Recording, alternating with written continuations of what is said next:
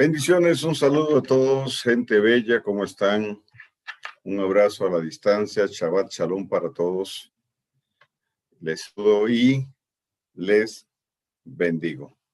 Damos gracias al Eterno por espacios como este y tiempos como este donde podemos compartir lo que el Eterno nos está dando, poder pues llegar a todas las personas que se nos permite llegar con la intención de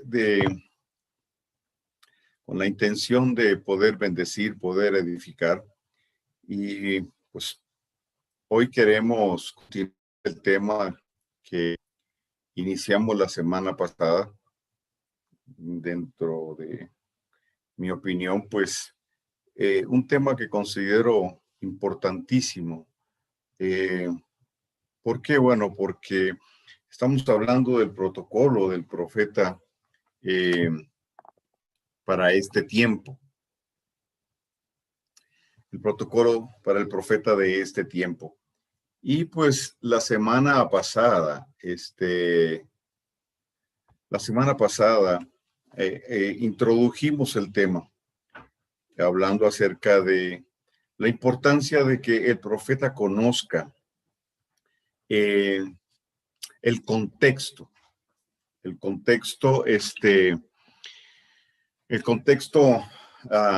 no solo bíblico, ¿verdad? Sino también el contexto donde la palabra profética que el Eterno ha trazado es establecida. Creo, y lo mencioné la semana pasada, que el profeta de hoy, el profeta del pacto renovado, conocido como Nuevo Testamento, difiere en cuanto al rol, obviamente, del profeta del primer pacto, conocido como el Antiguo Testamento. ¿Por qué? Bueno, porque lo que los profetas de la antigüedad profetizaron quedó plasmado en la escritura, y todo aquello fue transmitido, fue dado, mucho de ello, para tener un cumplimiento en los tiempos finales. Los profetas profetizaron de Yeshua, profetizaron del pecado de Israel, de las dos casas, pero también profetizaron de la unión de las dos casas. Profetizaron de la primera venida de Yeshua y también profetizaron de la segunda venida de Yeshua. Entonces, el rol del profeta de hoy es darle continuidad a lo que los profetas hicieron. ¿De qué manera? Bueno, manteniendo informado al pueblo del Eterno, ayudando al pueblo del Eterno que se alinee a lo que fue dicho. Y mencioné esto como algo importantísimo, y es el hecho de que el profeta ayuda al pueblo a tener la lectura correcta de las circunstancias. Y en este tiempo, sobre todo en el que estamos viviendo, por el hecho de que hoy las noticias tenemos que verlas con la Torá en la mano. Estamos en un tiempo clave, en un tiempo, diría yo, crucial en el desenlace de los acontecimientos finales, no por lo que el enemigo está haciendo, sino por lo que Dios dijo que iba a suceder. Y eso lo he hablado en otros estudios, en otras enseñanzas. Por ejemplo, el libro de Apocalipsis no es el libro del anticristo, no es el libro del sistema babilónico. Sí lo menciona, sí lo denuncia, pero en esencia, Apocalipsis o Revelaciones es el libro de la revelación de Yeshua y de los acontecimientos finales en relación a lo que Yeshua ha de hacer. Entonces tiene que ver con su segunda venida, tiene que ver con el juicio sobre las naciones, tiene que ver con el juicio sobre el anticristo, sobre la bestia, sobre el falso profeta. Ese es el libro de Apocalipsis. No es el libro que se usa para meterle miedo a la gente. Lamentablemente, pues se nos enseñó muy mal en relación al libro, porque el espíritu del libro tiene que ver con Yeshua, tiene que ver con la esencia de él y el cumplimiento pleno de lo que los profetas profetizaron desde tiempo antiguo, como dice el apóstol Pedro, justamente en el capítulo 3 del libro de los Hechos, versos del 19 al 21. Y sobre todo, pues enfatizando el verso 21. Entonces, mi intención con esto, por un lado, es ayudar al profeta de oficio para que pueda entender mejor cuál es su rol. Y por otro lado, denunciar lo que el falso profetismo y la influencia de Jezabel está haciendo. Y hoy entonces va a ser una enseñanza muy de denuncia, de confrontación y de denuncia. Y mi intención, obviamente, no es golpear a nadie. Mi intención, bueno, sí, al enemigo, pero no a ningún profeta, no es mi intención, ni tampoco dar a entender o dar la idea de que yo soy la divina torta envuelta en huevo. Es decir, que yo todo esto me lo sé y por eso lo estoy enseñando y que soy, no. Soy uno más que estaba aprendiendo, pero uno que se atreve a denunciar algo como esto. Entonces, por un lado, creo es importante que los profetas hoy entremos en una, ya voy a llamarle reforma, no encuentro otra palabra, pero como en una especie de reforma y alineamiento para poder ayudar a un pueblo a ubicarse en el contexto de estos acontecimientos finales, lo cual pues nos ayudaría mucho, no solo a conocer el rol, a conocer nuestra función como pueblo de Dios para este tiempo, sino también nos va a permitir, por la seguridad que nos da el conocimiento, pues bajar el margen de temor, que es la estrategia que el nuevo orden mundial está trayendo a través de esta pandemia. ¿Ok? Y repito, y por otro lado, denunciar la obra del enemigo. El profetismo, o más bien el rol del profeta en los últimos años, se ha enfocado demasiado, diría yo. Hay un sobreénfasis en el rol del profeta en relación a prédicas, escuelas donde no se rige bajo realmente el formato de una escuela con una enseñanza sistemática, bien metódica, etcétera, sino que más bien son escuelas donde se predica, el profeta predica, y más que nada, pues es un seminario. Y no estoy diciendo que esté mal. Lo que estoy diciendo es que hay una necesidad de instrucción. Es importante que también usted sepa que todo profeta es maestro. O sea, como, llamémosle, como un don complementario, pero todo profeta es maestro, o por lo menos tiene un don de enseñanza, y hay cosas que recibimos de Dios que las damos así, en forma de enseñanza, ¿verdad? Y no bajo ¿cómo sería? Bajo aquella consigna de aquí, así dice el Señor. Repito, no estoy diciendo que esté mal necesariamente, pero ha habido también un sobreénfasis en el uso del don, en el profeta. Y lamentablemente, ¿verdad? Hoy por hoy se le llama profeta al que profetiza. Pero para mí el que profetiza es porque tiene un don de profecía, no necesariamente porque es profeta. Entonces, hay otras características que deben acompañar a un profeta. Si le llamamos profeta de oficio, le tienen que acompañar. Y yo creo que el profeta de hoy es una continuidad del profeta del primer pacto. Continuidad en el sentido de interpretar y dar a conocer, según el contexto y según los tiempos que estamos viviendo, aquello que fue dicho, aquello que fue profetizado. Pienso que esto es parte importante del rol del profeta. Otra de las cosas que señalé la semana pasada es que mucho profeta se metió, se envolvió en el tema de la teología de la prosperidad. Entonces, su dinámica está relacionada con el dinero, está relacionada con la prosperidad, limitada a grupos, a personas o a grupos pequeños, pero su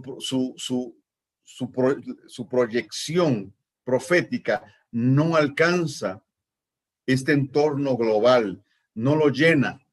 Y creo que hoy necesitamos esa voz profética. Entonces vemos profetas enfocados en el tema de finanzas, en el tema de la prosperidad, pero realmente no es ese el foco o el centro o el eje, ni la motivación que debe mover a un profeta de oficio, ¿verdad?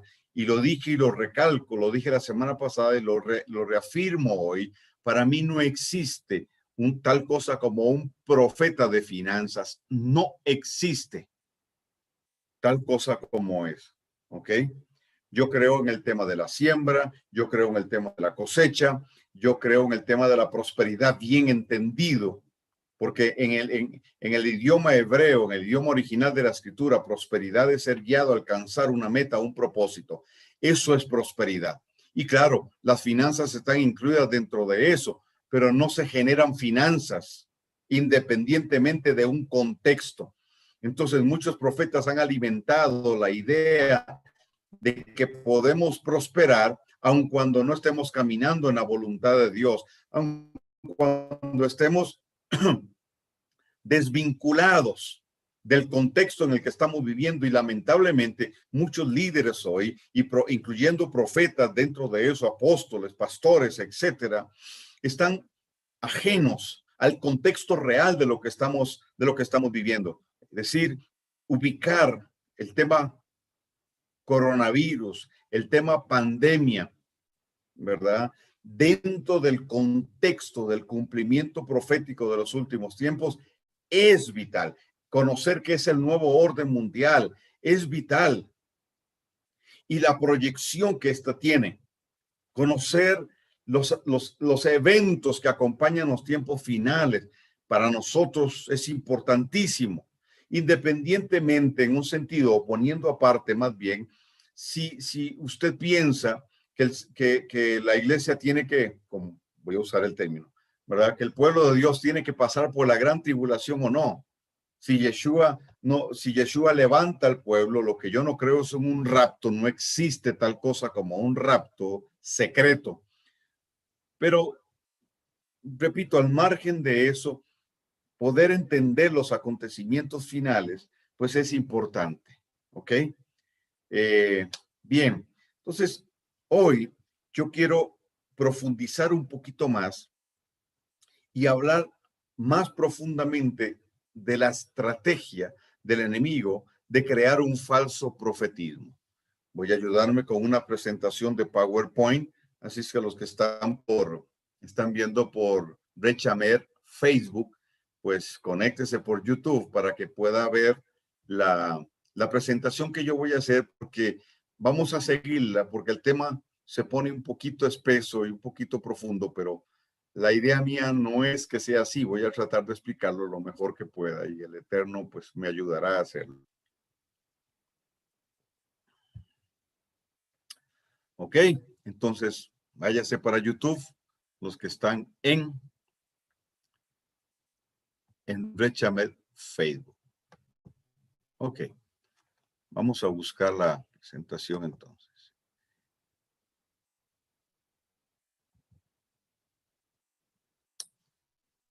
Ok. Bien. Ok. Lo primero que quiero plantear es, antes de entrar al tema que tengo ahí en la presentación, ¿qué produce el falso profetismo?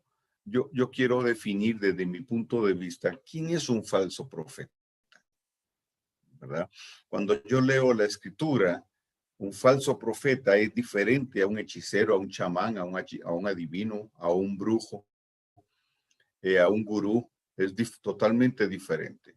Para que algo sea falso, o sea llamado falso, tuvo que ser verdadero o pretender engañar haciéndose aparecer como verdadero. Sin embargo, cuando yo reviso el contexto bíblico, cuando se habla del falso profeta, es uno que se desvió primero de la relación con el Eterno. 2, se desvió de la Torá. Y 3, se salió del contexto profético que la Torá establece. Y estas 3 características, pues, son claves. Entonces, cuando hablamos de un falso profetismo, estamos hablando de lo que podría generar o un falso profeta o un profeta verdadero, pero que se salió del contexto o al no conocer el contexto, echa mano de herramientas que no son lícitas, de recursos que no son lícitos o está influenciado por una motivación equivocada. ¿Ok? Porque yo creo esto. Hay una diferencia entre la persona en error y la persona de error. Todos podemos equivocarnos en un momento y caer en error, en algún tipo de error. Pero hay una gran diferencia con la persona de error. Entonces yo no estoy hablando necesariamente de personas de error, sino personas que podrían estar operando en error, es decir, bajo conceptos o interpretaciones o motivaciones equivocadas. Entonces, esto para mí pone al profeta, y hablando específicamente del profeta, en una situación bastante difícil. ¿Por qué? Porque Dios no está dispuesto ni tiene por qué respaldar todo lo que nosotros hacemos. Dios va a respaldar lo que nosotros hacemos bajo revelación divina. Todo aquello que Él nos mueve o nos dirige a hacer es lo que Él va a respaldar. Y si yo digo voy por fe, pero Dios no me mandó, Dios no está obligado a respaldarme. ¿Ok? Y si yo digo, dijo el Señor, y el Señor no dijo, Dios no tiene por qué respaldar lo que yo digo. Es más, no lo va a hacer, definitivamente. Entonces, lo que eso puede generar, ¿ok? Lo que eso va a generar, obviamente, es la influencia del enemigo y la apertura para que lo falso del enemigo tome lugar. Ahora, también es importante mencionar que el enemigo no se va a presentar así como lo han pintado, con cachos, con rabo, vestido de rojo, ¿verdad? No, no es así. El enemigo sabe que una mentira dentro de una verdad, tarde o temprano, en aquella persona puede echar a perder la verdad, puede afectar esa verdad, no la verdad de Dios, sino la percepción, la concepción y la dinámica de vida de esa persona. ¿Ok?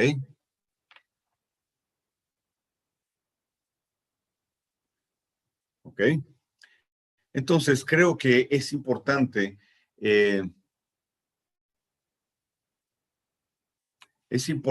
que nosotros podamos entender que lo falso, lo falso se da también con lo que es genuino y con lo que es verdadero.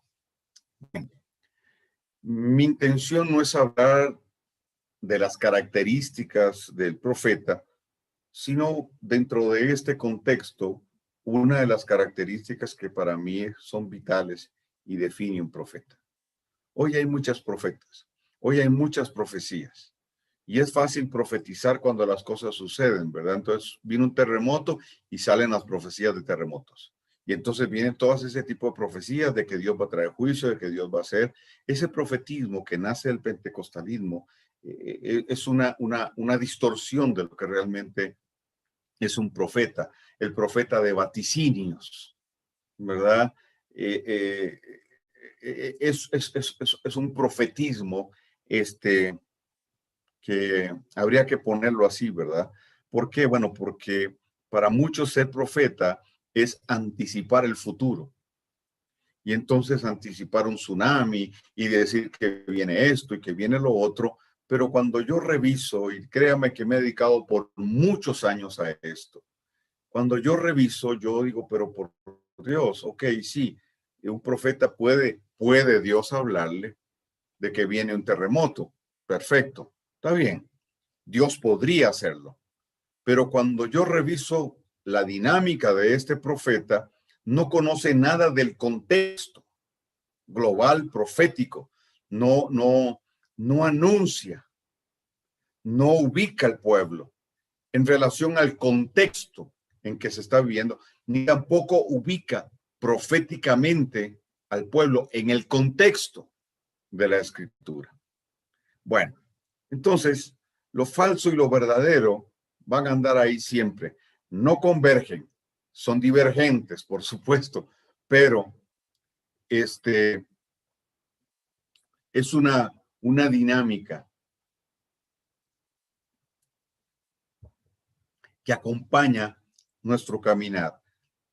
El tema es poder discernir lo falso para poder ajustarnos más a lo verdadero. Ok. ¿Qué produce el falso profetismo? ¿Qué es lo que provoca que un profeta pueda desviarse? Ok. Y aquí yo no estoy hablando de salvación. Ojo, no estoy hablando de salvación, que quede claro. Pero vamos despacio. Entonces, yo quiero primero poner un contexto para luego ir de ese contexto descendiendo para llegar a cosas muy prácticas. Isaías 25, 6 al 8 dice, y el Señor de los ejércitos hará en este monte a todos los pueblos convite de engordados, convite de vinos purificados, de gruesos tuétanos, de purificados líquidos. No tiene que ver con vino. Y desechará en este monte la máscara de la cobertura, tiene que ver con error, con que están cubiertos todos los pueblos y el velo que está extendido sobre todos los gentiles. Destruirá la muerte para siempre y limpiará el Señor toda lágrima de todos los rostros y quitará la afrenta de su pueblo de toda la tierra, porque el Señor lo ha determinado. Bien, voy a mencionar rápidamente este pasaje. Aquí el profeta está profetizando dentro de un contexto de tiempos finales. Es decir, lo que está hablando es del desenlace de los acontecimientos finales cuando dice en este monte, está hablando de Sión, ¿verdad? La máscara de la cobertura, aunque están cubiertos todos los pueblos. Permítame leer otra versión que nos pueda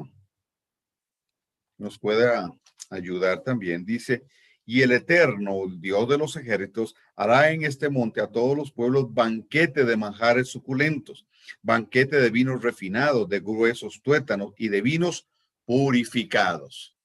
¿Ok? Para algunos, este pasaje está hablando de las bodas del Cordero. ¿Ok? Algunos creemos así, otros no lo creen así.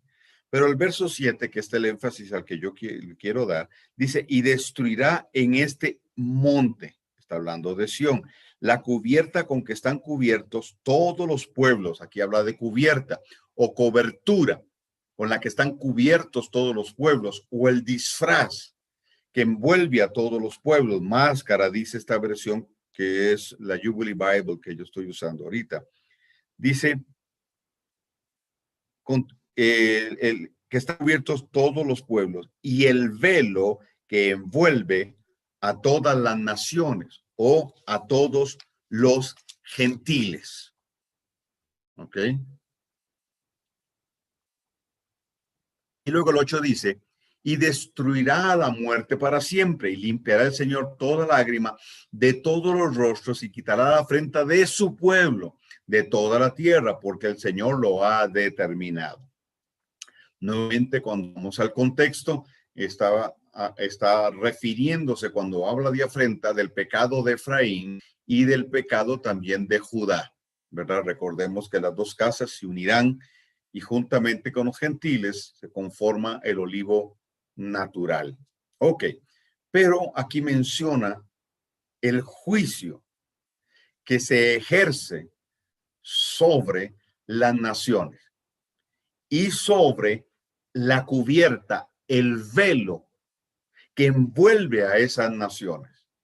En aquel momento, cuando llegue ese día, será destruido completamente. Entonces nos está reafirmando que hay un velo sobre las naciones que tiene que ver con un tejido y tiene que ver con estupor, y más adelante yo le voy a ampliar esto. Y esto genera error, una cubierta que lleva al error, que distorsiona la verdad y la realidad. Entonces estamos hablando de que hay como una especie de tejido, una especie de cubierta, ¿ok? Una especie de cúpula, podríamos decir, que envuelve la nación. Aun cuando pues no tengo todo el tiempo para poder explicar en detalle esto, pero estamos hablando de estupor como una energía, una frecuencia vibracional baja. Recordemos que la batalla espiritual también es una batalla de frecuencias vibracionales. ¿Ok? Los decretos, la oración, etcétera, tiene que ver con vibración, genera vibración. Estamos en un universo que vibra, lleno de energía, pero las frecuencias, hay bajas y hay frecuencias altas. Rápidamente Dios se mueve en frecuencias altas y el enemigo en frecuencias bajas. ¿Ok? Entonces, la batalla también se libra por un tema de frecuencias, por un tema de frecuencias vibracionales. ¿Ok? Bien. Porque si usted se imagina que los demonios pelean, los ángeles pelean con los demonios y con los principados, con espadas, pues yo creo que necesita hacer un ajuste en su teología. Porque no es así. ¿Ok? Pero bueno, vamos despacio. Este texto entonces nos da una base. El otro texto que yo relaciono con esto es Ezequiel 13 del 1 al 19, porque denuncia la estrategia de Jezabel y cómo afecta el profetismo que sale de los el profetismo que se sale de los lineamientos del Eterno. Es decir, la influencia de Jezabel provoca que el profetismo genuino, los profetas, se salgan de los lineamientos del Eterno por la manipulación, la codicia, la ignorancia del rol genuino del profeta. También estos pasajes que vamos a leer denuncian la manipulación como hechicería. Y ahí vamos. Entonces, si usted tiene su por ahí, vamos a leer y vamos a leer despacio el capítulo 13 de Ezequiel. Dice: vino a mí palabra del Eterno diciendo: hijo de hombre, profetiza contra los profetas de Israel, que profetizan, y di a los que profetizan de su propio corazón. Aquí empieza a darnos una pauta. Cuando el profeta profetiza de su propio corazón, se sale de los lineamientos del Dios eterno. ¿Ok? Se sale. Profetizar de mi propio corazón implica lo que yo creo, lo que yo pienso. Ahí entran los prejuicios doctrinales. ¿Ok? Muy importante. Entonces sí, por ahí pues un comentario rápidamente, no recuerdo quién lo escribió, que dice que los profetas escuchan a Dios y oyen la voz de Dios. Sí, sí, pues estamos claros con que así tiene que ser, pero estamos hablando de cuando el profeta se sale. Y la primera característica que nos da es que profetizan de su corazón. Entonces, cuando un profeta profetiza de su propio corazón y no del corazón de Dios, entonces empieza a entrar en el terreno de lo falso y el error. Oíd palabra al Eterno, verso 3. Así ha dicho el Señor. Hay de los profetas insensatos. La insensatez está relacionada con el estupor. Y el estupor, la Biblia de Jerusalén, no dice estupor, sino dice estupidez. El que está bajo estupor está estupidizado. Es decir, sus facultades son anuladas, sus sentidos son bloqueados. ¿Ok? Inclusive hasta tiene que ver con cierto grado de demencia en un proceso mayor. Ok. Que han de su propio espíritu y nada han visto. Que andan en pro de su propio espíritu, de su propia esencia, pero otras versiones dicen que andan en pro o detrás de alimentar su ego y su vanidad. Óigame bien, vamos construyendo esto despacio.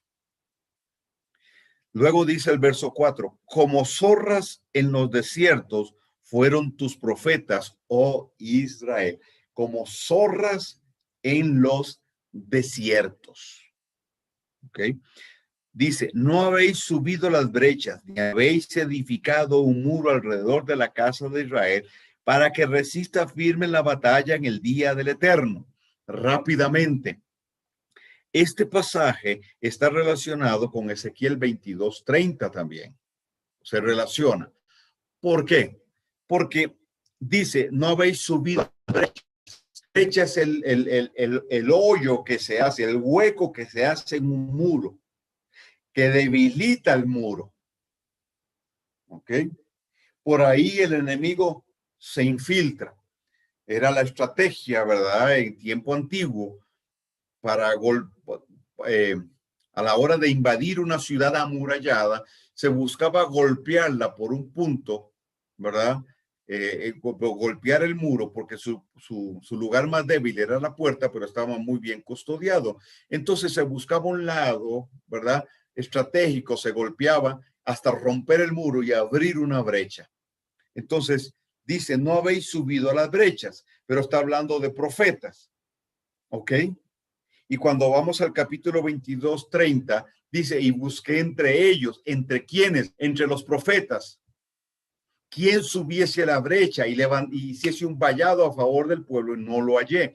¿Por qué? Porque el contexto tiene que ver con profetas. Entonces, se ha usado mucho, ¿verdad? La palabra de la brecha y los intercesores. No, la brecha no es para intercesores, la brecha es para profetas. Y no es el tema. Pero el contexto lo dice con toda claridad. Pero sigo. Dice, no habéis subido a la brecha ni habéis edificado un muro alrededor de la casa de Israel. Los profetas estaban exentos de trabajo físico. Entonces está hablando metafóricamente, no de construir un muro, un muro físico, sino está hablando de construir un muro de protección alrededor del pueblo a través de la palabra profética.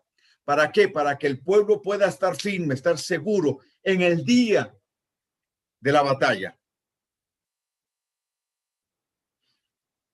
Se mantenga firme cuando el Eterno traiga juicio. ¿Me siguen? En el capítulo 4 del libro de Nehemías, cuando ellos están construyendo, dice que llegó Tobías, llegó Tambalá y llegó el árabe, que eran del pueblo, pero empezaron a hablar en contra de lo que se estaba haciendo. Y entonces dijeron, no sepan, no vean, hasta que entremos en medio de ellos y hagamos cesar la obra. Pero a mí me llama la atención porque dice, voy a parafrasear lo que dice Tobías. Dice, ese muro está tan débil que si una zorra, pero mejor lo vamos a buscar para no equivocarme a la hora de decirlo. Porque pienso que es importante. El capítulo 4 del libro de Nehemías dice, verso 3, capítulo 4 dice, estaba junto a él Tobías amonita, el cual dijo, lo que ellos edifican del muro de piedra, si subiese una zorra, lo derribará. Entonces, no tiene sentido, ¿verdad? Que diga que sobre un muro que está construido a la mitad, si una zorra camina por encima del muro, lo destruye. Entonces, lo que está usando es una metáfora en un contexto muy profético, ¿verdad? La zorra tiene que ver con la duda. Entonces, lo que Tobías está diciendo es que la profecía, oiga bien, la profecía que recibió Nehemías para reconstruir el muro no era de Dios. Entonces, lo que él está diciendo es que la menor duda es suficiente para derribar esa falsa profecía. ¿Me sigue? Entonces, en el verso 5 del capítulo 13, lo que nos está diciendo aquí es que los profetas no subieron a las brechas. Los profetas no llegaron a ese lugar espiritual para reparar, haciendo uso de la palabra profética de Dios, reafirmando lo que Dios había dicho. No subieron. Ok, me expliqué bien, ¿verdad? No construyeron alrededor del pueblo un muro seguro a través de la palabra profética para que el pueblo estuviera firme, estuviera seguro en el momento de la batalla.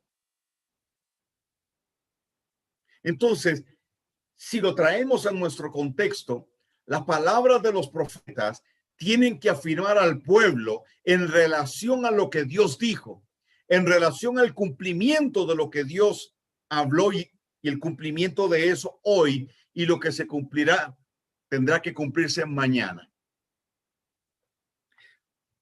Verso 6 dice, vieron vanidad y adivinación mentirosa. Dicen, ha dicho el Eterno, y el Eterno no los envió. Y con todo esperan que Él confirme la palabra de ellos. Se lo mencioné hace un rato. Entonces, yo digo de mi corazón o de mi espíritu profetizo y espero que Dios confirme eso. No, espérate. Si Dios no habló, Dios no lo va a confirmar. Entonces, ¿qué tenían que hacer estos profetas? Subir a la brecha. Es decir, colocarse en el lugar donde el pueblo tenía debilidad, donde el pueblo sí, tenía debilidad, y con base en lo que Dios había dicho, profetizar, soltar la palabra para reforzar el muro, para que el pueblo permaneciera firme en el tiempo de la batalla. Ese es el trabajo. Interpretar la profecía bíblica y definir los lineamientos que mantengan a un pueblo seguro, no profetizándole, no dándoles profecías de esas de prosperidad. Y el Señor dijo que te va a dar un yate, que te va a dar. Yo entiendo que Dios prospera, pero la prosperidad de Dios para sus hijos tiene que ir alineada con el propósito. No te saca, la prosperidad de Dios no te saca del propósito. Todo lo contrario, te alinea con el propósito. La palabra profética de Dios te restaura internamente para alinearte, restaura al pueblo para alinearlo, y eso es lo que estamos viendo hoy. Dios está trayendo revelación y un mayor entendimiento de lo que está trazado en su palabra para tener una generación, un remanente entendido en los tiempos y en lo que está sucediendo, para que podamos nosotros al estar alineados, ser mucho más efectivos, pero no solo efectivos, sino eficaces en lo que hacemos para Él. Hacerlo conociendo el contexto. Hay cosas que ya Dios dejó atrás, hay cosas que Dios ya no está respaldando, hay estrategias que Dios ya no está respaldando. Los tiempos cambiaron, el tiempo es diferente y Dios está moviéndonos de manera diferente a desarrollar diferentes estrategias para hacer y cumplir con su propósito.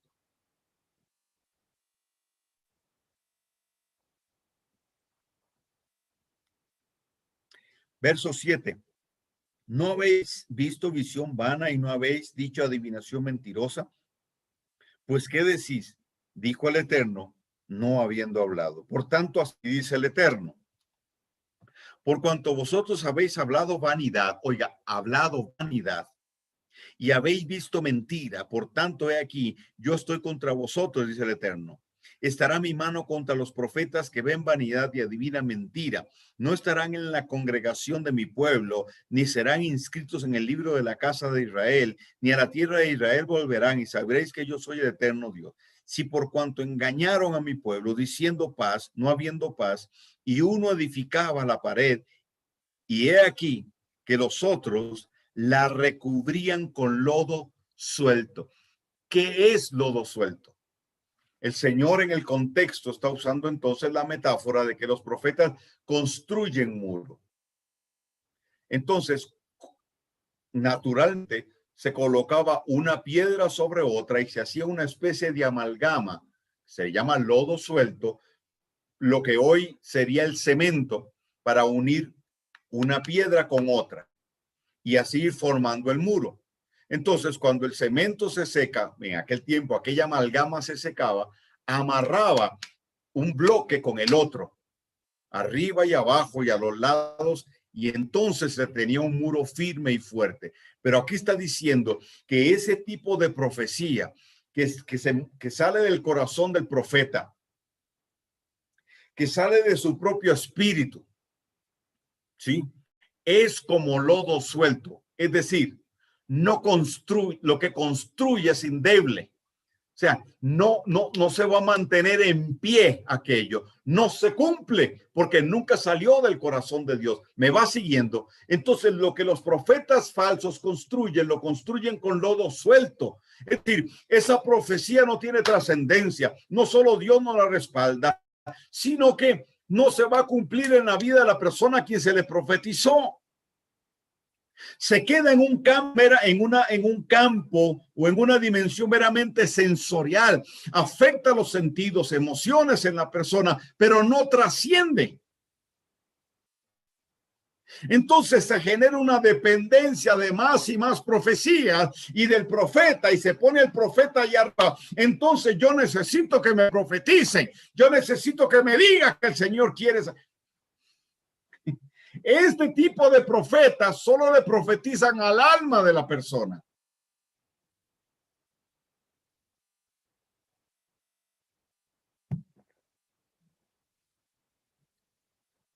Sigo leyendo.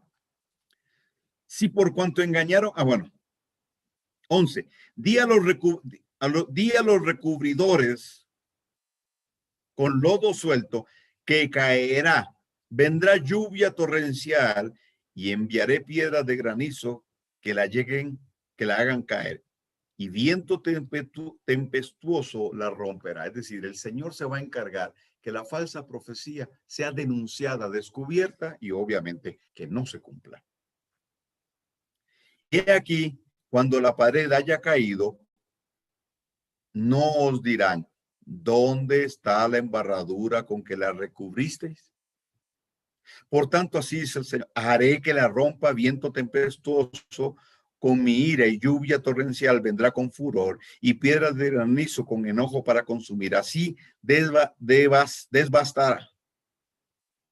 desbarataré la pared que vosotros recubrís con lodo suelto. Y la echaré a tierra, y será descubierto su cimiento, y caerá, y seréis consumidos en medio de ella, y sabréis que yo soy el Eterno. Cumpliré así mi furor en la pared, y en los que la recubrieron con lodo suelto, yo diré, no existe la pared, ni los que la recubrieron. Los profetas de Israel que profetizaron acerca de Jerusalén y ve para ella visión de paz, no habiendo paz, dice el Señor. Hago un alto aquí también para decir que obviamente, pues hay un contexto, ¿verdad? En esta palabra de Ezequiel que está relacionada directamente con el pueblo de Israel y Jerusalén, pero lo que estoy haciendo es extrayendo los principios de ahí que siguen vigentes. 17. Y tú, hijo de hombre, pon tu rostro a las hijas de tu pueblo, que profetizan de su propio corazón. Nuevamente, ahora está hablando de las mujeres. Y les dice lo mismo, profetizan de su propio corazón y profetiza contra ellas. Así ha dicho el Eterno, hay de aquellas que cosen vendas mágicas para todas las manos y hacen velos mágicos para la cabeza de toda edad, para cazar las almas.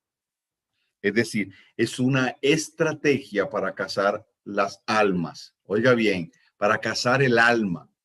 ¿Ok? Estos eran unos instrumentos, unos objetos que fabricaban para brazaletes y unas cuestiones de tela, ¿verdad? Fetiches que usaban. ¿Ok? Pero ¿cuál era el objetivo? Cazar las almas. Ojo ahí. Habéis de cazar las almas de mi pueblo para mantener así vuestra propia vida. ¿Lo ve? Cazar las almas de mi pueblo para mantener tu propia vida, tu reputación, tu condición, tu estatus. Hey, hello.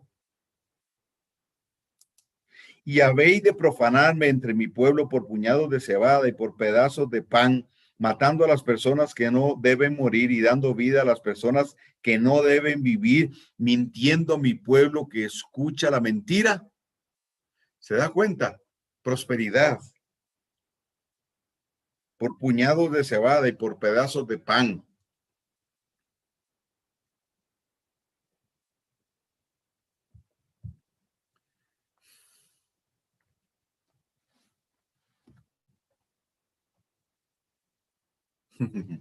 Sí, Viviana dice cualquier semejanza con la realidad, pura coincidencia. Sí, aquí lo dijo el Señor y hoy lo estamos viviendo.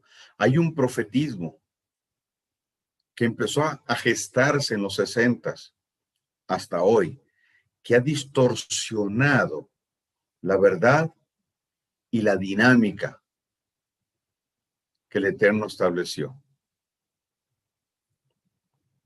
¿Ok? Un profetismo que cayó en la teología de la prosperidad.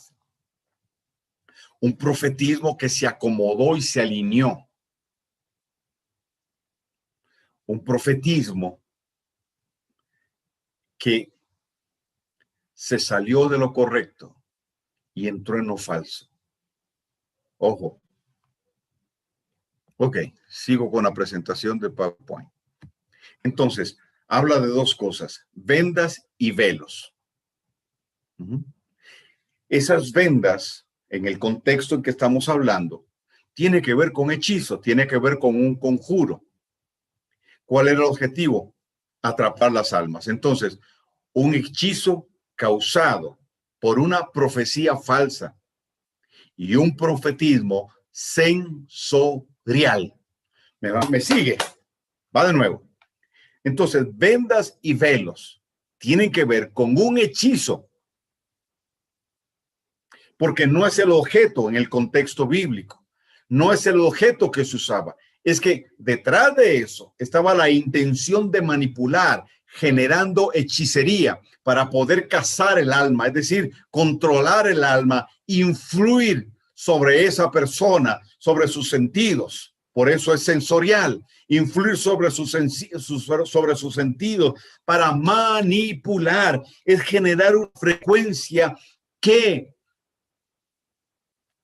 influya sobre las acciones, sobre las emociones, el estado anímico de la persona, sobre sus pensamientos. Señoras y señores, eso sucede en el mundo, sucede allá afuera, en nuestro contexto hoy. Nos están manipulando, llenando de temor, amedrentándonos con el tema del COVID y todo esto, inflando números. Yo no digo que no existe una pandemia, pero resulta ser que hoy desapareció la gripe, ¿cómo se llama? Las enfermedades de tipo respiratorio, pulmonares, no aparecen, ya no están en las... ¿Por qué? Bueno, porque ahora todo es COVID. Entiendan, yo no estoy negando la realidad de un COVID, pero también tenemos que entender el contexto y quién está generando todo esto. Un virus provocado en laboratorio, y ahora entonces sale la vacuna en menos de un año y tenemos más de 30 años de estar tratando de obtener la vacuna o el tratamiento que cure el cáncer. Bueno, se dice que ya está. Me estoy explicando. Yo no quiero sonar irresponsable. Yo no estoy negando que existe un virus y no estoy negando que algunas personas sí las mata, pero es magnificado y tienen ellos lograron tener a una sociedad de rodillas, de rodillas. Bien, no voy a entrar en el tema del COVID. Lo que quiero decirte entonces es que el mundo está bajo esa influencia. Es un hechizo. Pero dentro del pueblo de Dios, eso está operando también. ¿Y por qué opera? Por falsas profecías. En el contexto bíblico, esas falsas profecías activan frecuencias vibracionales que influyen sobre las acciones de las personas, sobre su forma de pensar, sobre las emociones. Generan inconstancia, provocan vulnerabilidad por los estados anímicos. Frecuencias que generan acciones colectivas. Esa es la obra de Jezabel. De eso se trata ese velo.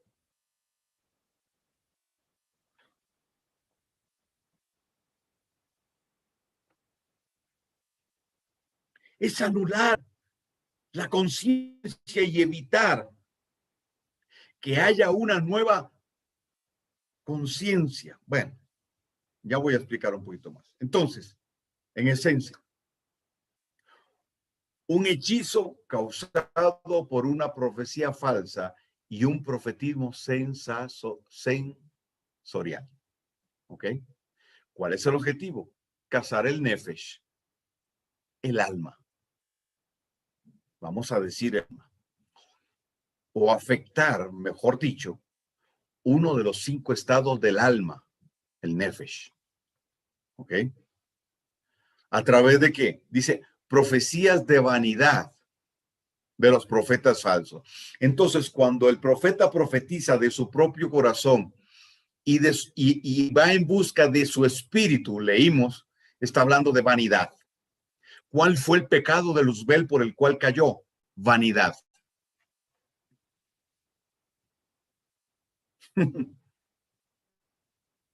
Dice vanidad y adivinación mentirosa. Es decir, la vanidad alimenta la adivinación y la adivinación es mentirosa, por supuesto, pero ya entonces estamos en el campo de Jezabel. Y si usted no sabe quién es Jezabel, pues corra y actualícese porque está muy atrás. Tiene que apurarse para saber quién es Jezabel y por favor, ya dejémonos del cuentito este de que Jezabel se presenta con una mujer con pantalón muy apretado, con una minifalda, con un escote grande, ¿verdad? Y toda seductora y bien pintada. Por favor, estudie y profundice más, porque Jezabel es mucho más que eso. Es el sistema místico que genera el engaño, la falsedad, la falsa religión, que falsifica los dones, que genera un profetismo equivocado o influye para que haya un profetismo equivocado. Jezabel es la que saca del curso. Si Dios dijo es por aquí, ella busca el camino alterno, como el cuento de Caperucita. Ahora, ¿qué es vanidad? Vanidad es presunción, envanecimiento y arrogancia. Entonces, un profeta lleno de vanidad es un profeta presuntuoso, envanecido y arrogante. La vanidad tiene que ver con lujuria. La lujuria lo que busca es lo mío, mi deseo. Yo estoy primero, lo que yo quiero, lo que yo busco. Todo yo. Es el yo, es el superego. Yo soy primero y todo es para mí. Lo que yo quiero, yo lo voy a lograr. No me importa a quién pisotee. Voy a usar a todos los que están a mi alrededor para lograr lo que yo quiero. Eso es piramidal. Por eso cuando yo veo entrar a la iglesia, al pueblo de Dios, veo entrar lo piramidal a través del G12 y a través de otras estrategias que es tomado de Francisco de Loyola en el 1500 y pico, que construyó, que creó la orden jesuita. Yo digo, Señor, se nos metió Jezabel a la casa. Porque estas estrategias piramidales de multiplicación, de ganar miles y miles de almas, lo que ha hecho es apilar ovejas y retrasarnos 40 años, como nos 40 años no, pero retrasarnos como los 40 años que se retrasó Israel cuando la transición debió haber sido de Samuel a David. Pero el pueblo quiso a Saúl. El pueblo quiso a Saúl. ¿Y qué sucedió? 40 años se retrasó todo. Entonces, David tuvo que empezar a restaurar. Y cuando ya tuvo todo restaurado y logró empatar y cerrar la brecha que se abrió entre él y Samuel, ya él no pudo construir el templo. ¿Me sigue? Yo le puedo dar datos a ustedes de cómo veníamos creciendo, acercándonos a una reforma y a una restauración hermosa. Y entonces entró esta estrategia y echó todo por tierra. Y entonces nos llenamos de líderes presuntuosos, nos llenamos de líderes envanecidos, que lo que buscan es tener un estatus, que lo que buscan es cambiar el carro, tener carro del año. Yo lo vi, yo lo oí, yo estuve en lugares donde eso era lo que se hablaba. ¿Y cuánta gente tenés? No, ya tengo 500, no, apúrate, porque necesitan 1000 personas. El sistema piramidal nos dijo, si usted trabaja y gana gente cuando tenga 120, va a estar a tiempo completo. Y yo conozco muchos que se hicieron llamar pastores y algunos más osados, llamarse apóstoles sin proceso, sin trayectoria, sin experiencia, sin conocimiento de la escritura, simplemente porque tienen una buena boca y le hablan a la gente y se ganaron 120. Y entonces nos nombraron pastores. Yo he visto congregaciones derrumbarse y familias de líderes derrumbarse por este sistema, que es un remedio de lo que es un remedio de lo que en el libro de los Hechos se narra como estrategia de las casas. Jezabel se nos metió. Entonces algunos que dijeron, no queremos entrar en eso, tarde o temprano por la presión de tener gente, porque este modelo, ya está, le dice modelo, estrategia, porque visión no es, distorsiona el concepto éxito. Entonces, éxito es tener un megatemplo con 5,000, 10,000, 15,000, 20,000 personas. Y hoy el coronavirus les hizo así. No, Dios no está ahí. Evangelizar es una cosa, pero la motivación es lo que define si aquello es genuino o no. ¿Me explico bien? Entonces, para poder sostener algo como eso, hay que hechizar, hay que manipular. Entonces, montar shows los domingos. Hay mucha profecía de lodo suelto. Prédicas y enseñanzas de lodo suelto. ¿Me va siguiendo? Que se convierten en lazos para el alma. Pero para la mente, velos para la mente. Es un hechizo. Y lo que generan es una falta de visión y entendimiento.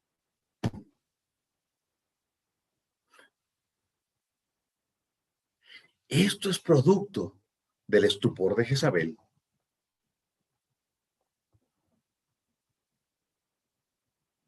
En el 13:20 de Ezequiel, que ya leímos, y lo voy a volver a leer.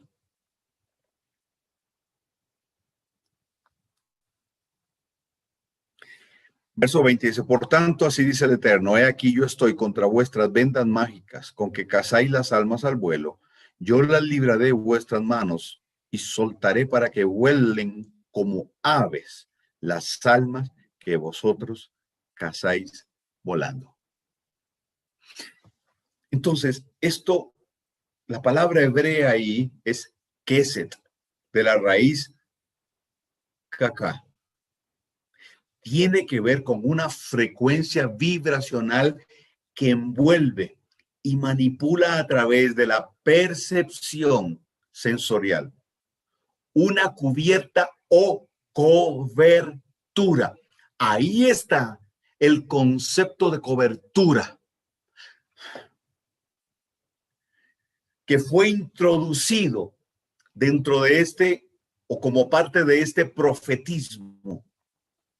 El concepto de cobertura, que lo que hace es enseñorear a un hombre llamado líder, apóstol o pastor, sobre un grupo de personas bajo una estructura piramidal.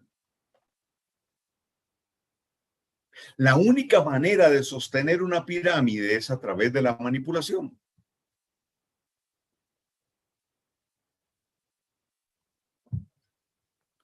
Donde un grupo de personas obedecen a una que está arriba.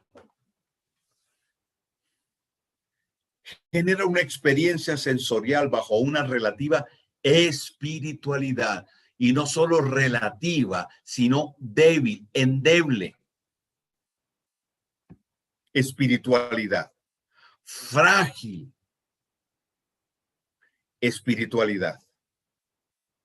Entonces, esto lo que hace es crear una dependencia del que gesta este ambiente, que se le ha conocido como el ungido. Ahora, quiero hacer la salvedad. Hay dinámicas que son de Dios, hombres de Dios a quienes Dios les ha dado mucha gente. Yo no estoy diciendo que todo el que tiene mucha gente, no. Hay gente de Dios, hombres de Dios, que se han mantenido alineados con y el Señor les ha dado un templo grande, una congregación grande, ¿entiende? Pero dentro de todo esto tenemos cizaña metida. Y hablo de conceptos y principios equivocados que otros han seguido. Entonces, estos ambientes que le llamamos proféticos, algunos son provocados por Dios, pero son provocados por esta dinámica. ¿Ok? Entonces, cuando ese movimiento o ese mover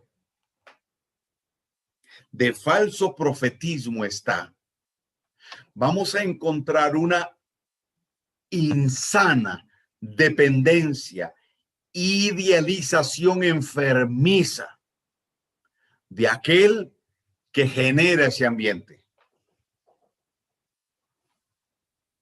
que no aporta, que no da, que genera profecías de lodo suelto, que lo que hacen es atrapar el alma para que lo vean a él, para él poder resaltar, para él poder entonces llenar la cuota de vanidad en su vida.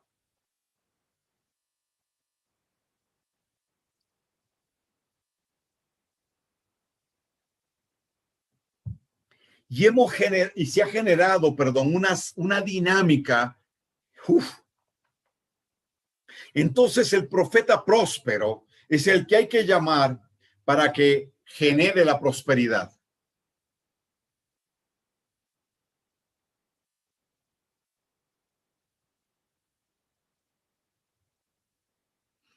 Para que genere la prosperidad. Entonces han enseñado, por ejemplo, que el principio de la siembra y la cosecha, en el cual yo creo, tiene ciertas condiciones. Entonces ellos dicen que para que mi semilla dé fruto, yo debo sembrar en una buena tierra. Entonces, una buena tierra es alguien próspero. Entonces, cuando ven a alguien con un Rolex, entonces le siembran a él porque esa es una buena tierra. Entonces yo voy a prosperar. ¿Ve lo perverso del tema? Lo desviado del tema de la escritura, de la Torá. Como dice Gustavo Concilio, mi amigo. Che gordo, un abrazo. Entonces, cuando venga un tipo con los anillotes de oro y el reloj, entonces a ese le siembro.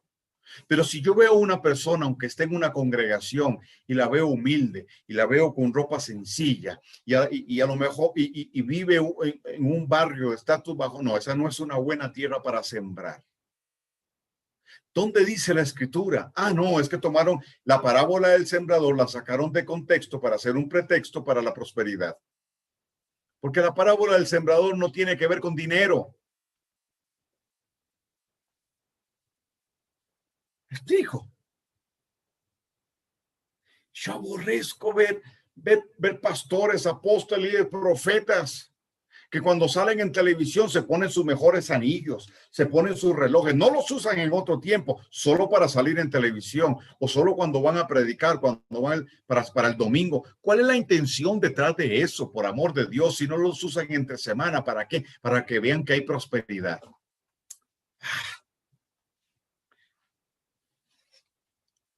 Estamos hablando de lo mismo, porque es todo una dinámica manipuladora. ¿Se da cuenta? Entonces hay una dependencia del que genera ese ambiente y no se cuestiona. Por eso entonces en televisión, por YouTube, por internet, un apóstol, no voy a decir el nombre, dijo que el árbol del conocimiento del bien y del mal tenía que ver con el diezmo. Por eso Dios le dijo a Adán y a Eva que no tocaran lo que era de él. O sea, por amor de Dios. Pero lo más triste de eso no fue eso. Lo más triste para mí es ver a las, no sé, 4,000 personas que estaban en el auditorio de la congregación de esta persona ponerse de pie y aplaudir la tremenda revelación. Por amor de Dios.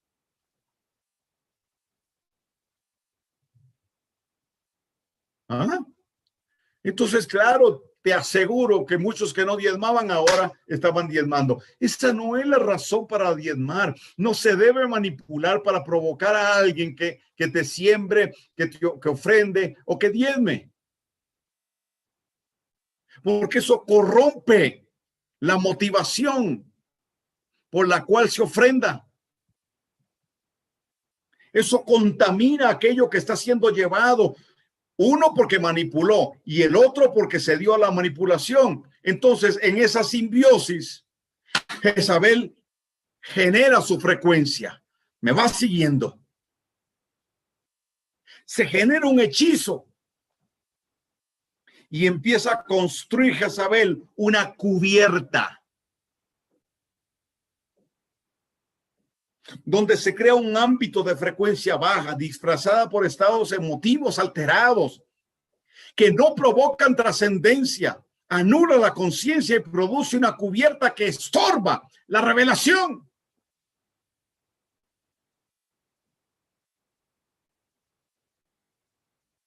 Limita experiencias y trascendencia y dependencia. Entonces lo que tenemos es religión pura y gente buscando placebos, comillas, proféticos. Gente buscando el Congreso con la mayor unción. Y entonces, como viene fulano y viene sutano, yo voy ahí, porque ahí sí va a haber unción. Entonces vemos las filas y filas de gente para que le impongan manos para caerse al suelo, aunque sea que se tiren. Es buscar una experiencia sensorial, es someter la voluntad a un hechizo. La profecía hay que pesarla por 2 o 3 profetas. Ah, no, es que fue fulano el que profetizó. A mí no me importa. A mí me importa lo que la Biblia dice. La escritura dice, Pablo dice, en el protocolo profético que establece Pablo, que los profetas deben pesar la profecía.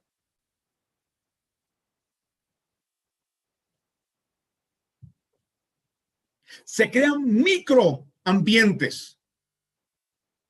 Y muchas congregaciones son eso, microambientes. Y lo que se genera ahí se convierte en un placebo para la gente. Eso es religión y misticismo.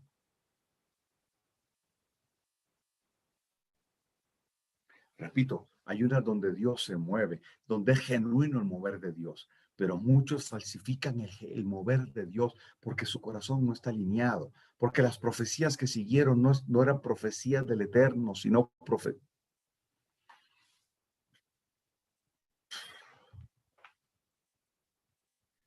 Este ambiente produce enajenación. Y Isaías 25, 6 y 8 se define como una especie de aislamiento dimensional. Ponga cuidado, aislamiento dimensional. Cubierta del hebreo lot, que significa envolver, energía oscura y frecuencia baja. Envolver. En inglés, en King James, se traduce esa palabra lot, se traduce al inglés como un rap. ¿Sabe lo que es un rap, verdad? En español, en buen español y criollo sería un burrito. Pero ¿cuál es la idea? Envolver, enrollando. ¿Se da cuenta? No es solo cubrir, es envolver y enrollar.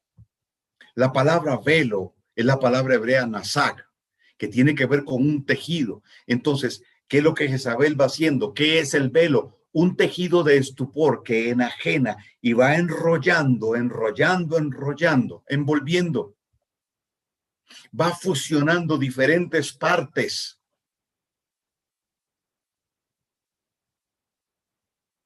Que lo que hacen entonces es cazar las almas y tenerlas ahí. Inhibe entonces la respuesta espiritual genuina y produce una falsa espiritualidad. Bloquea el acceso a una genuina espiritualidad, engaño, error y religión. Un misticismo que raya en el ocultismo. Digo raya, no que es, raya, tiene matices. Este sistema enajena, entorpece el uso de los sentidos y la razón. Por eso las sectas, por eso las doctrinas de error, por eso las personas no reaccionan cuando alguien desde el púlpito les dice una herejía. Por eso la gente le cree a la persona que dice,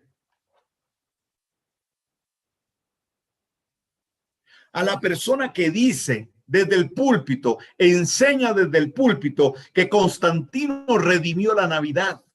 Por amor de Dios, ni la historia pura le sirve para sustentar ese argumento a esta pastora que lo dijo. Pero la gente se levanta y aplaude porque no hay un criterio. Porque el sistema está diseñado no para ovejas, sino para borregos. Porque entonces la razón queda fuera. No, si él lo dijo, es así. Bravo. Pero Dios está levantando una generación de gente, primero de líderes, que no tienen problema a ser cuestionados, sin rebeldía, por supuesto. Una generación de gente que se atreve a cuestionar en el buen sentido y que no se somete bajo esta cubierta de Jezabel y tiene acceso al discernimiento, activo sus dones, sus sentidos espirituales para decir, oh, esto no, por aquí no, esto no me suena, no siento testimonio del Espíritu de Dios, esta profecía no no tiene peso. No sé, déjeme orar, déjeme preguntarle al Espíritu de Dios. Una generación que empieza a cuestionar lo que por 40, 30, 20 años se ha hecho. Porque en el sistema no se cuestiona. Cuando tú tienes una pirámide y un líder ahí piramidal, obviamente no hay cuestionamiento de ningún tipo. No estoy hablando de cuestionar con una actitud incorrecta. ¿Por qué? Porque hay enajenación. Enajenar es entorpecer el uso de los sentidos y la razón. Pero también la enajenación, que es producto del estupor, atrofia o anula los sentidos espirituales y estorba escuchar la voz del Eterno. Estorba.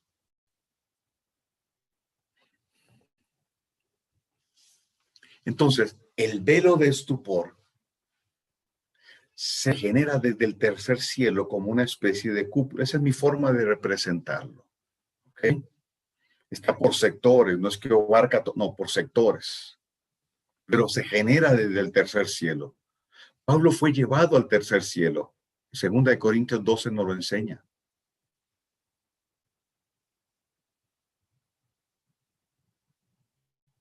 ¿Sí? Y al ser llevado al tercer cielo, ¿ok? Donde en una parte de ese tercer cielo, ¿ok? Está el lugar donde están los demonios. Por eso Daniel lucha contra el príncipe de Persia que estaba arriba, para que la respuesta bajara de los cielos por encima del tercer cielo. Y en esa revelación, Pablo ve la jerarquía demoníaca y por eso escribe Efesios capítulo 6, verso 12. Desde arriba. ¿Ok? Entonces, desde el tercer cielo se genera ese velo, que lo genera Jezabel, que es la reina del cielo, la deidad femenina. Llámele Semiramis, llámele Isis, llámele Ishtar, llámele la diosa Pelé, etcétera. El velo de estupor es una energía de frecuencia vibracional baja. Distorsiona la verdad y la percepción de la realidad desde la perspectiva del Eterno. Entonces crea una irrealidad. La religión es irreal. Es una distorsión de la genuina espiritualidad, entonces es irreal. Pero algo importante que hace el estupor es bloquear la revelación. Donde hay religión no hay revelación. No, porque tenemos la palabra más segura, la escritura. Claro que es la más segura, pero también Dios nos habla personalmente. Pero oiga bien esto, genera ámbitos aislados.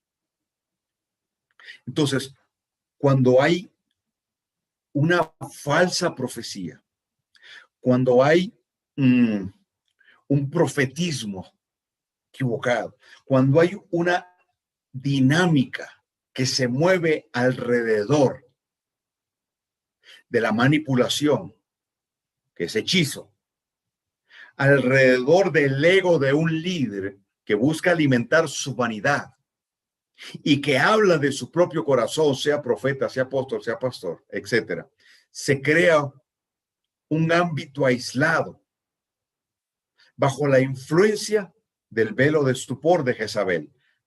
¿Me sigue? Entonces a eso se le llama la gloria del lugar. Esa no es gloria del lugar. Eso se llama frecuencia vibracional baja. Bajo un profetismo incorrecto que activa esta frecuencia vibracional, que produce enajenación, fascinación y crea una falsa espiritualidad, como ya le mencioné, y produce ámbitos sensoriales donde las almas son casadas. Dice una versión que los falsos profetas con el logo suelto construyen paredes de hermosa fachada, pero solo fachada. No hay nada de contenido. No hay nada de contenido. Tener gente que no conoce la Torá, tener gente que no, y la gente no tiene, la persona no tiene la culpa. Y por eso yo estoy hablando de esto, porque hay mucha gente que es víctima de los líderes que le dijeron esto es así, y ni modo, entonces donaron y lo siguen. Hay líderes que no creen en las festividades. Dicen que eso es de la ley, que no es judío, pero celebran primicias en enero. ¿Para qué? Para que les den un mes de sueldo a los feligreses adelantados. Eso no es honesto.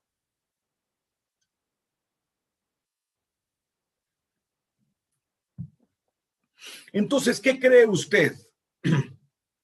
Que ante esta falsedad, Jezabel se va a quedar ahí y decir, ay, mira, ay, no. Eso es lo que abre una brecha. Genera una brecha. Y entonces el ambiente empieza a ser permeado por esta cubierta jezabélica, por esa energía, esa frecuencia. Y se genera enajenación, se genera fascinación, porque entonces no se cuestiona al líder, lo que él dice es lo que hay que hacer. Hay fascinación. Falsa espiritualidad. Se levantan las expectativas sin cumplimiento. Una gente siembre y usted va a recibir y no recibe. Se alteran las emociones, se obstruyen los sentidos espirituales. Entonces lo material se va convirtiendo en la prioridad. ¿Por qué? Porque la genuina espiritualidad no está. Entonces se crean micros ambientes proféticos, entre comillas, aislados de un contexto profético genuino y enajenado de la realidad bíblica, de la realidad de la Torá, a través del dualismo. Entonces la gente es una cosa en la calle y otra en el templo, y de un énfasis en el templo, un sobreénfasis en el templo debe haber puesto. Y el oráculo del lugar, aquí es donde está la unción, aquí venga aquí porque aquí está la unción, y como la gente anda detrás de eso, entonces va y llena ese lugar y vienen por miles y miles y miles, pero tarde o temprano la gente se dará cuenta que aquello que se habla ahí es lodo suelto, que es pura emoción, que lo que hicieron fue cazarle el alma y generar una dependencia de ese hombre o de esa mujer que está ahí al frente. Esa es una falsa espiritualidad. Y cuando pesa la palabra que desde el púlpito se da, no tiene peso, no tiene sustancia, es puro emocionalismo.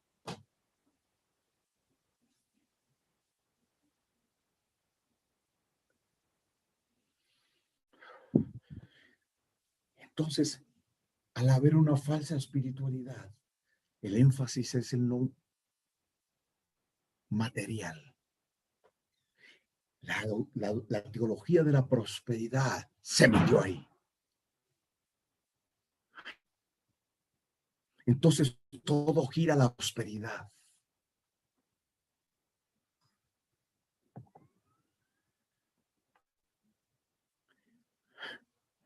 El profeta es llamado a romper esta cúpula de Jezabel, a encauzar el flujo de vida del Espíritu de Dios y activar el mover profético genuino. Aportar para el rompimiento del estupor y que el tebuná, el entendimiento de Dios, envuelva a los hijos del reino. A desenrollar ese rap, a romper esa frecuencia vibracional y a provocar que el mover genuino del Espíritu nos meta en una frecuencia vibracional alta, que levante nuestra expectativa, que nos afirme en la Torá, pero también que nos pueda y nos permita ver hacia allá adelante y entender que el Apocalipsis no es el libro de la victoria de Satanás, sino de la victoria del enemigo sobre el sistema, y que lo que estamos viviendo nos está llevando hacia allá, que los profetas lo profetizaron, que los profetas de la antigüedad lo profetizaron, y hoy los profetas profetas de hoy estamos haciendo eco de lo que ellos dijeron. Estamos haciendo eco de lo que ellos dijeron. Estamos en el mover de la restauración de todas las cosas y estamos a las puertas de eso. Por tanto, Jezabel recibirá un golpe genuino y verdadero. La reina del cielo será quebrantada su frecuencia en muchos lugares y un remanente de Dios se va a afirmar sobre el fundamento del Eterno y va a alinearse con él, con sus tiempos, con su Torá, con sus fiestas, con las raíces genuinas del pueblo de Dios, no las raíces paganas del cristianismo disfrazado que creó Constantino y sus secuaces en el siglo III.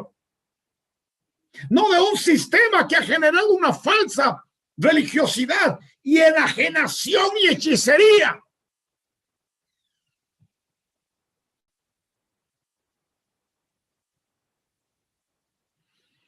Profetas que van a contribuir a romper el velo de estupor y la esclavitud que la religión ha generado. Estos velos serán removidos a través de una revelación fresca para que la experiencia de los cielos abiertos sea una experiencia real y el contexto profético global y su escenario sea descubierto ante nuestros ojos como le sucedió a Daniel.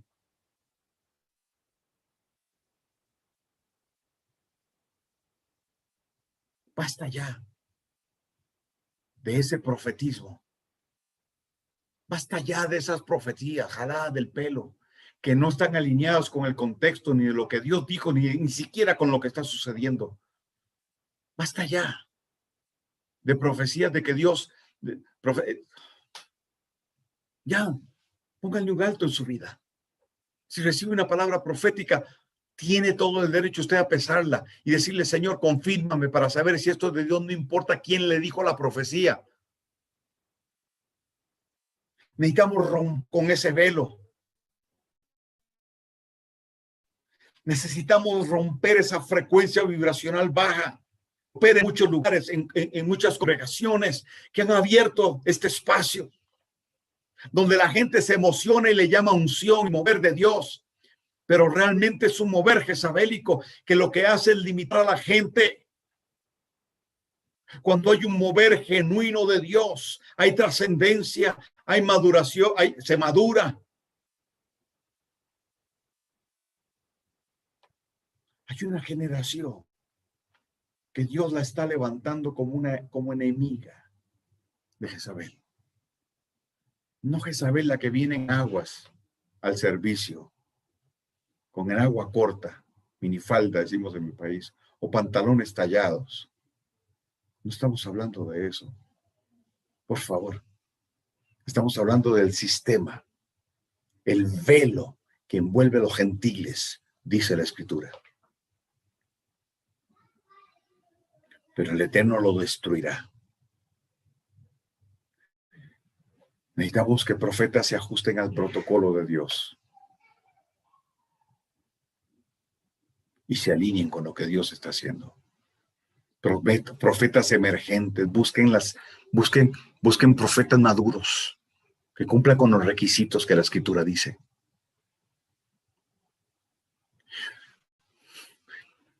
Gente que sepa discernir cuando una escuela profética no cumple con los requisitos de Dios y cuando sí.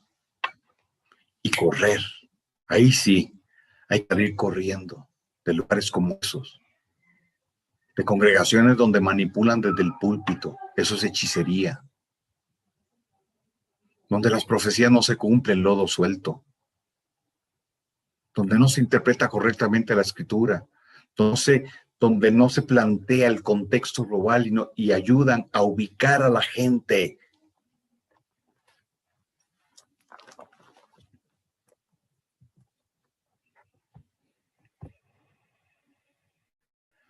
Bien.